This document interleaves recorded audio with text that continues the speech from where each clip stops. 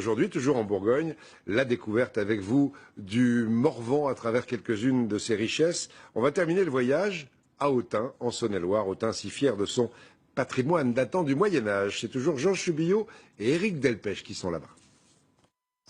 Au Moyen-Âge, les fables faisaient la part belle aux animaux. Un homme aux oreilles d'âne avait forcément une âme laide et obscure. La ville d'Autun possède l'un des plus beaux patrimoines moyenâgeux de France. Son joyau, la cathédrale Saint-Lazare, de style roman et gothique. La cathédrale, à l'origine, est une église de pèlerinage. Elle a été construite au XIIe siècle. Les chanoines au XVIIIe, notamment, n'aiment pas la sculpture qui ornait la cathédrale, comme le tympan qui est derrière nous. Ils vont considérer que c'est un décor barbare et primitif, rien que ça.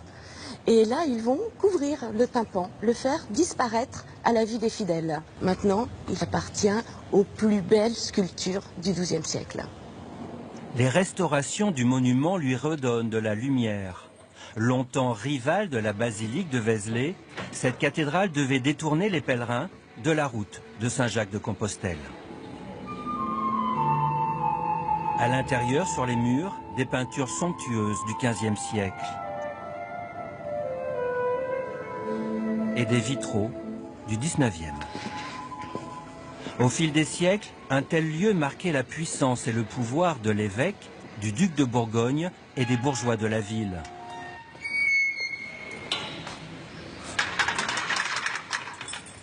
Tout autour, un décor de films de cap et d'épée. Chaque année, des milliers de touristes viennent découvrir la richesse de cette ville, sous-préfecture de Saône-et-Loire depuis 1790. Saccagée par les Sarrasins puis les Normands, abîmée par les révolutionnaires, Autun a toujours relevé la tête. Une histoire qui inspire les commerçants comme Yann, artisan authunois, fier de sa boulangerie. Elle est belle parce que c'est une boutique qui date du XVe siècle.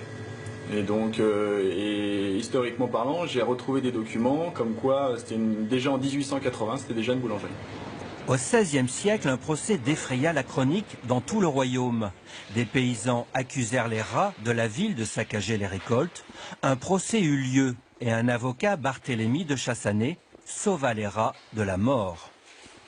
Et dans le patrimoine populaire, un petit objet appelé galvaché fait aussi parler de lui.